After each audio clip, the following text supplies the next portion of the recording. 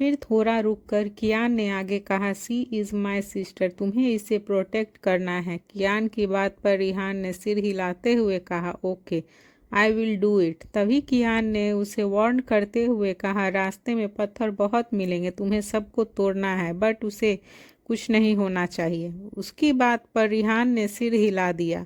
Flashback and. Raghav अपने आदमियों के साथ कैलिफोर्निया पहुंच चुका था, तो वहीं दूसरी तरफ सुहानी कियान से लिपट कर उसके सीने पर सिर रखे सो रही थी। उसने भी सुहानी को कसकर अपनी बाहों में भरा हुआ था। तभी उसने उठते ही सुहानी को खुद से अलग किया और उठकर वॉशरूम में चला गया।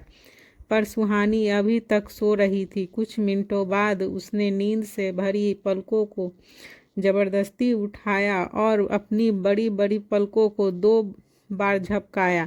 तभी उसे कुछ याद आया और वह जल्दी से उठकर बैठ गई। फिर उसने मुंह बनाकर अपनी एक उंगली को दांतों के बीच रखते हुए चारों तरफ नजरें घुमाते हुए कहा, क्या यार सुहानी, तू भूल कैसे सकती है?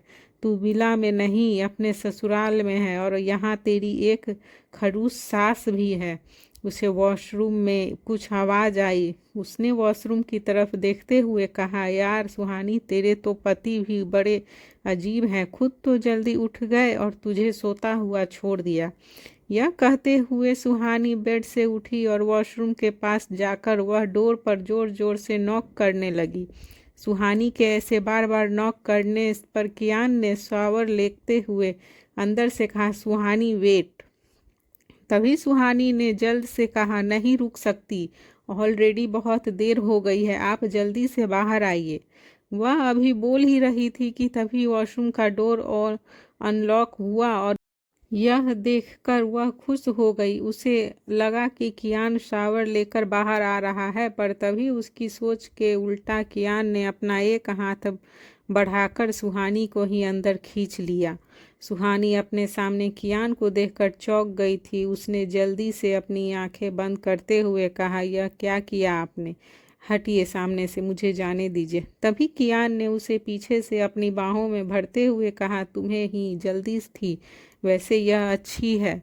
अब अगर अलग अलग शावर लेते तो और टाइम वेस्ट होता। साथ में शावर लेते हैं, तुम्हारी भी टाइम बच जाएगी और मेरी भी।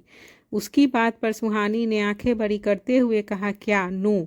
सुहानी अभी इतना ही कह पाई थी कि तभी कियान ने सुहानी की आवाज़ को उसके गले में ही दबा दिया। शावर के नीचे खड़े दोनों ही भीग रहे थे। उनके होठों के बीच का फासला तो कियान ने पहले ही खत्म कर दिया था। अब उसने सुहानी को उसकी कमर से पकड़कर उसे अपने और करीब खींच लिया था। कियान के इतने करीब होने से सुहानी का दिल जोरों से धड़क रहा था। वह उसका विरोध नहीं कर रही थी, क्योंकि उसे पता था कि वह कितनी भी कोशिश कर ले, उसकी पकड़ से आज़ाद हो ही नहीं सकती। लेकिन जब तक कियान नहीं चाहेगा तब तक वह हिल भी नहीं सकती। कियान के हाथ सुहानी के शरीर पर मूव हो रहे थे। कियान का सुहानी को ऐसे छूना उसे एक अलग एहसास देता था और वह उस एहसास में पूरी तरह से डूब जाती थी। वह उसकी बाहों में आकर सब भूल गई थी। उसे देर हो रही थी, वह अब यह भूल गई थी। कियान उसके होठों को आज़ाद करके उसकी नेक पर किस करने लगा। उसका यह रोमांस बाथरूम में बहुत देर तक चला। रेडी होने के बाद सुहानी को एहसास हुआ कि वह कुछ ज़्यादा ही लेट हो गई है। जब सुहानी रेडी होकर हॉल में आई तो 2 आंखें उसे घूर रही थी। शिवन्या को खुद से घूरता देखकर वह समझ गई थी कि वह उसे नाराज़गी से देख रही है। सुहानी जैसे ही उसके नज़दीक गई तो शिवन्या ने उसे टोंट मारते हुए कहा, हो गई तुम्हारी सुबह। शिवन्या की एरोगेंट में से भरी आवाज़ सुनकर वह डर गई थी। उसने जवाब में कुछ नहीं कहा और चुपचाप खड़ी रही। तभी शिवन्या ने फिर से कहा, मुझे तो समझ नहीं आ रहा है कि आखिर कियान ने तुम्हारे अंदर क्या देखकर तुमसे शादी कर ली, पर अब जब तुम बाय लक इस मेंशन की बहू बन ही गई हो तो कुछ रस्में हैं जो तुम्हें करनी होगी। सुहानी रस्मों का नाम सुनकर डर गई। उसे तो शादी और उससे जुड़ी रस्मों के बारे में कुछ पता ही नहीं था। तभी उसने डरते हुए मन में ही मन खुद से कहा, कहीं यह मेरी खरूस सास मुझे खाना बनाने का काम ना दे दे। सुहानी के इस डर को सच में बदलते हुए शिवन्या ने कहा, तुम्हें आज सबके लिए ब्रेकफास्ट बनाना है। ऑलरेडी बहुत लेट हो गया है तो थोड़ा जल्दी करना। आधे घंटे में सबके लिए ब्रेकफास्ट बना देना। क्या बनाना है यह तुम्हें मेन्यू से पता चल जाएगा। सुहानी को ऑर्डर देकर शिवन्या आराम से सोफे पर पोजीशन चेंज करके बैठ गई। सुहानी वहीं खड़ी सोच रही थी, क्या भगवान जी, और कितनी प्रॉब्लम्स आप मुझे दोगे। यह खरूस सास क्या कम थी जो अब खाना भी बनवाना पड़ेगा। कैसे बनाऊं मैं। उसे अभी भी वही खड़ी देखकर शिवन्या ने कहा, तुम अभी तक यहाँ क्यों खड़ी हो। सुबह का ब्रेकफास्ट लंच में दोगी हमें। उसकी बात पर सुहानी ने जल्दी से ना में सिर हिलाया और हिचकते हुए कहा, मुझे खाना बनाना नहीं आता। उसकी बात सुनकर शिवन्या की आंखें फैल गई और तभी उसने चिल्लाते हुए कहा, क्या। सुहानी बस उसे अपनी बड़ी बड़ी पलकें झपकाते हुए देख रही थी। फिर शिवन्या ने उसे देखकर अपने दांत पीसते हुए कहा, जाओ और जाकर गैस ऑन कर दो। ब्रेकफास्ट सेफ बना देंगे। और प्लीज़ अब यह मत कहना कि तुम्हें गैस ऑन करना भी नहीं आता। शिवन्या की टोन से उसका गुस्सा साफ झलक रहा था। उसकी बात सुनकर सुहानी ने जल्दी से हाँ में अपना सिर हिला दिया।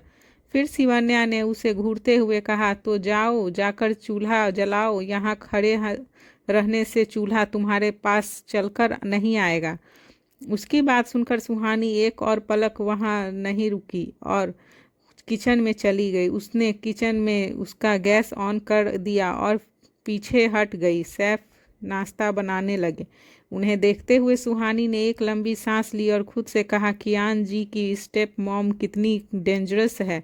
बाप रे, हर समय बस टाइम बम की तरह फटने को तैयार रहती है। ब्रेकफास्ट रेडी होने के बाद सुहानी ने सैफ की हेल्प से डाइनिंग टेबल पर ब्रेकफास्ट लगा दिया। उधर कियान रेडी होकर अपने दादाजी के रूम में चला गया था। फिर वह उन्हें व्हील चेयर पर लेकर डाइनिंग एरिया में आ गए।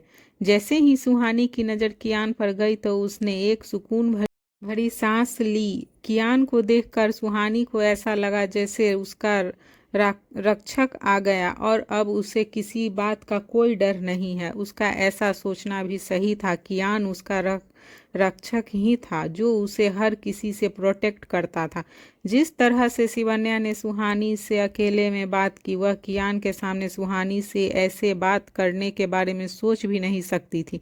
कियान का खौफ उसके अंदर भी बहुत था। उसने बचपन से ही कियान के हर रूप को देखा था। उसने एक मासूम बच्चे को एक कठोर पत्थर दिल इंसान बनते हुए देखा था, जिसे किसी के दर्द से कोई फर्क नहीं पड़ता था सिवाय उसके अपनों के। सभी के ब्रेकफास्ट करने के बाद कायरव अधिराज ओबरॉय को लेकर उसके रूम में चले गए थे। कियान और सुहानी भी वहां से जा रहे थे कि तभी एक आवाज़ सुनकर दोनों ही रुक गए। गुड मॉर्निंग आंटी, यह कहते हुए एक खूबसूरत लड़की अंदर आई। शिवन्या ने उसे गले मिलते हुए कहा, व्हाट्स अ सरप्राइज सीना, तुम यहाँ कैसे। सीना ने स्माइल करते हुए कहा, बस आंटी, कल यहीं लंदन से आई हूँ। आपसे मिलते हुए बहुत दिन हो गए थे तो आ गई आपसे मिलने। सुहानी जो सीना के आते ही उसे नीचे से ऊपर तक देख रही थी, उसे देखकर सुहानी ने मन में ही खुद से कहा, यह लड़की कितनी फेक लग रही है। कपड़े तो देखो, इसके कपड़ों के नाम पर सिर्फ एक रुमाल लपेटा हुआ है इसने। सुहानी उसे देखकर सोच रही थी कि तभी सीना की नज़र कियान पर गई। कियान अपना फ़ोन यूज़ कर रहा था। उसने सीना की प्रोजेक्शन को इग्नोर कर दिया था। तभी सीना ने उसे नज़दीक आते हुए कहा, व्हाट्स अ सरप्राइज कियान, तुम यहाँ। जैसे तुम गए हो उसके बाद से हम अब मिल रहे हैं। उसकी बातें सुनकर सुहानी की आंखें बड़ी हो गई थी। सीना जैसे ही आगे बढ़कर कियान को गले लगाने वाली थी कि तभी सुहानी ने कियान का हाथ पकड़कर उसे अपनी ओर खींच लिया। सीना यह देखकर सुहानी को घूरने लगी। फिर उसने देखते हुए सीना ने एटीट्यूड में कहा, आंटी, यह गवार कौन है। सीना की बात सुनकर सुहानी का मन किया कि वह उसे इतना मारे कि उसका हाल बेहाल कर दे। वहीं उसने जब सुहानी को गवार कहा तो शिवन्या को एक अलग ही खुशी हुई और वह मुस्कुराने लगी। पर कोई था जिसका मन कि वह सीना को गोली मार दे। सीना को देखते हुए कियान ने अपनी सर्द आवाज में कहा, she is my wife Mrs Suhani Kiyan Oberoi and make sure आगे से तुम्हारे मुंह से सुहानी के लिए ऐसे लफ्ज ना निकले, वरना तुम जानती हो कि अगर मुझे कोई बात बुरी लगती है तो मैं क्या करता हूँ। यह कहकर कियान सुहानी का हाथ पकड़कर सीना को वार्न देकर चला गया। सीना दोनों को जाते देखकर घूर रही थी। उसके जाने के बाद फिर उसने शिवन्या से कहा, आंटी इस गवार लड़की ने तो सच में कियान के ऊपर जादू कर दिया है। दरअसल सीना को मेंशन में बुलाने वाली कोई और नहीं शिवन्या ही थी। सीना उसके बिजनेस पार्टनर और क्लोज फ्रेंड की बेटी थी। उसका बचपन से ही मेंशन में आना जाना लगा रहता था। वह बचपन से ही कियान के ऊपर फिदा थी। कियान को पाना उसका सपना था। वह बचपन से ही कियान के साथ शादी करने के सपने सजा रही थी, पर कियान ने कभी उसे भाव नहीं दिया। वह उसे हमेशा दूर ही रहता था। वह सीना को इसलिए भी टॉलरेट करता था क्योंकि वह उसके दादा के ओल्ड फ्रेंड की पोती थी, वरना वह कभी उसे मेंशन में आने ही नहीं देता। शीना चौधरी परिवार की इकलौती बेटी थी। वह स्वभाव से बहुत जिद्दी और घमंडी थी। पैसों का नशा उसके सिर पर हर समय रहता था। उसे जब पता चला कि कियान ने शादी कर ली है तो उसके सपने कांच की तरह टूटकर चकनाचूर हो गए थे। शिवन्या ने उसे एक झूठी उम्मीद देकर बुलाया था जिसे सीना सच मान बैठी थी। शिवन्या तो बस सुहानी को अपने रास्ते से हटाना चाहती थी। उसके लिए वह इसका इस्तेमाल कर रही थी। वहीं दूसरी तरफ कैलिफोर्निया में सुबह जब शिवी की आंखें खुली तो उसे अपने सिर को दोनों हाथों से पकड़ कर लिया और अपने सिर को पकड़े हुए ही बैठ गई। तभी उसकी नज़र उसने कपड़ों पर गई। शिवी ने अपने आप को देखते हुए कहा, क्या मैं कल ऐसे ही सो गई थी चेंज किए बिना? पर मैं यहाँ कैसे? मैं तो क्लब में थी। थोड़ी और सोचने पर उसे याद आया। उसकी आंखों के सामने आखिरी चेहरा रिहान का था। उसने अपना सिर पकड़ते हुए कहा, क्या वह मुझे घर लेकर आए थे? पर मुझे कुछ याद नहीं आ रहा है। मैंने क्लब में उन्हें देखा तो उसके बाद मैं क्लब से निकल गई। उसके बाद क्या हुआ मुझे कुछ याद नहीं है।